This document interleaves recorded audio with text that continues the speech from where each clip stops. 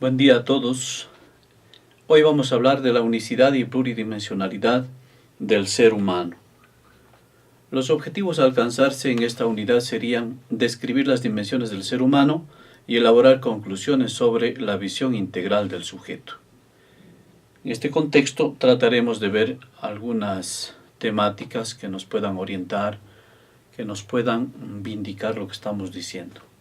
En primera instancia, un panorama bastante general sobre la actualidad del ser humano. El ser humano en la actualidad se encuentra en crisis.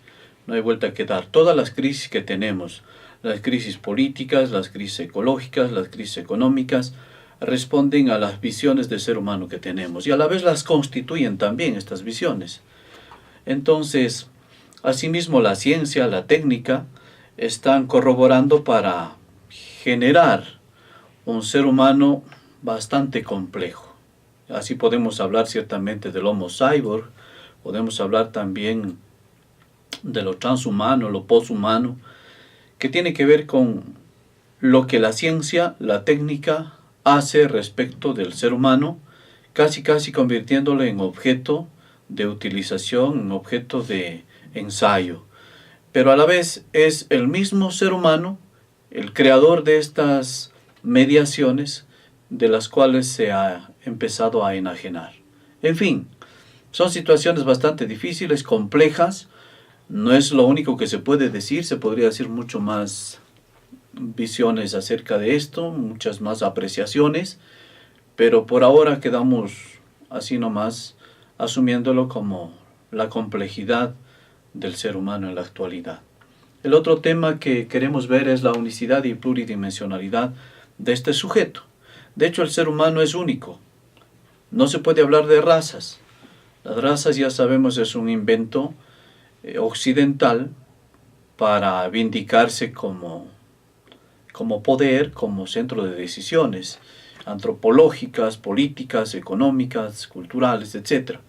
Sin embargo, tampoco se puede decir que el ser humano es cualquier cosa. En realidad es único, irrepetible, inenajenable, pero al mismo tiempo es pluridimensional. Tiene múltiples dimensiones a partir de las cuales se desarrolla este sujeto. Y aquí quiero plantear que este desarrollo es en el contexto o en el marco de la historicidad. ¿Qué es la historicidad? La historicidad es asumir la historia para comprender los procesos históricos del sujeto o de las situaciones que el sujeto va haciéndolas o de las realidades que va construyendo. Bueno, una de las primeras dimensiones de las que podemos hablar ciertamente es la corporeidad sexuada. Todo ser humano por naturaleza es un ser corpóreo y su corporeidad está definida como la de ser varón o mujer. Y sobre esta visión biológica es que se ha ido construyendo también lo que es lo femenino y lo masculino.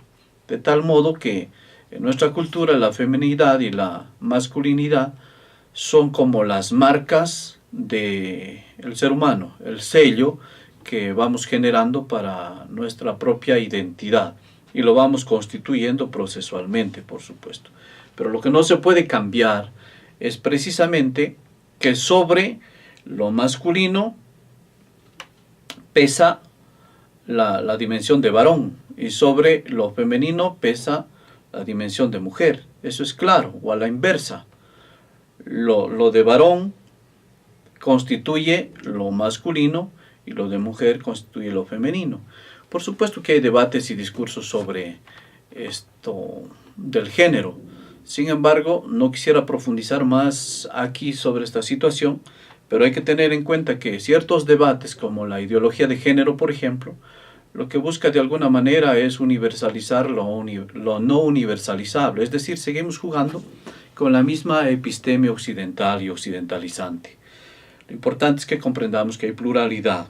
El ser humano como masculino y femenino se realiza en las relaciones consigo mismo, con los otros seres humanos, con la naturaleza y con el trascendente, con Dios. En fin, otra de las dimensiones del ser humano es la psicoafectividad. La psicoafectividad tiene que ver con esa potencialidad de sensaciones, afectividades, emociones con las que el ser humano se va desarrollando. Y esto empieza prácticamente en el momento mismo de la concepción. Y procesualmente, luego de la vida intrauterina, continúa este desarrollo de las emociones, sensaciones y afectividades en las relaciones sociales, políticas, económicas que el sujeto va desarrollando, desplegando dentro de su propia cultura. Ok. También podremos hablar de otra de las dimensiones, la dimensión sociocultural. El ser humano es un animal social y en la sociedad, por supuesto, va constituyendo también hábitos, costumbres que finalmente devienen en cultura. Y la cultura es todo lo que el hombre puede no solo transformar, imaginar, desear, pensar, construir símbolos, etcétera, etcétera, etcétera. En fin, así es como el ser humano se va desarrollando procesualmente en el marco de la historicidad. Otra de las dimensiones, podríamos hablar de la trascendencia. El ser humano es un ser por naturaleza plus. No es una cosa más. Tampoco está sobre las cosas. Absolutamente no. Es otra realidad. Por eso que cuando hablamos de realidades, ontológicamente diferenciamos tres realidades: Dios, hombre y cosmos. Son tres realidades de la mega realidad y cada una es diferente ontológicamente hablando.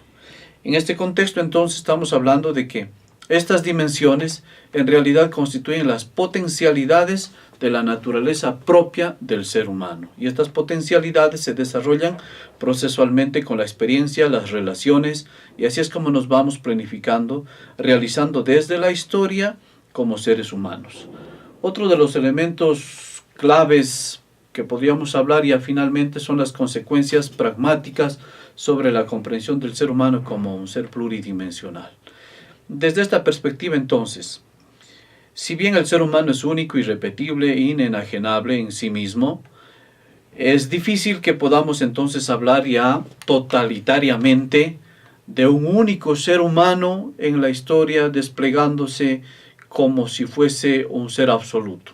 Ninguno es absoluto.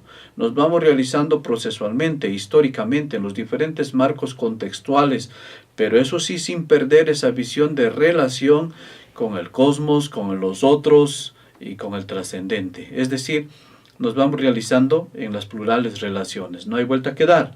Y estas realizaciones son históricas.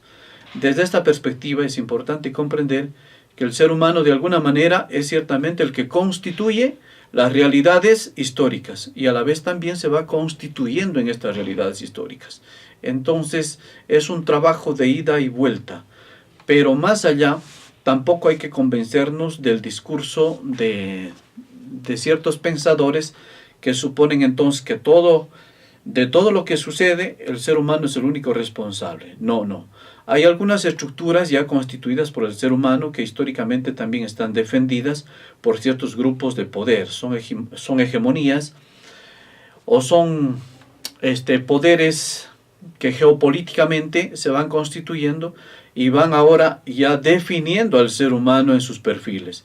Entonces llegamos a un momento dado en el que el ser humano casi ya no puede definir su propio perfil. Ya están definidos casi de antemano a priori por ciertas estructuras. Sin embargo, el ser humano es capaz de reconocer su historia y reconstituirla. Y para eso es importante, por supuesto, una antropología crítica, una antropología dialéctica como la que estamos presentando, y por supuesto una educación también muy crítica, dialéctica, aterrizada históricamente. Hasta aquí el tema de la unicidad y pluridimensionalidad del ser humano. Gracias.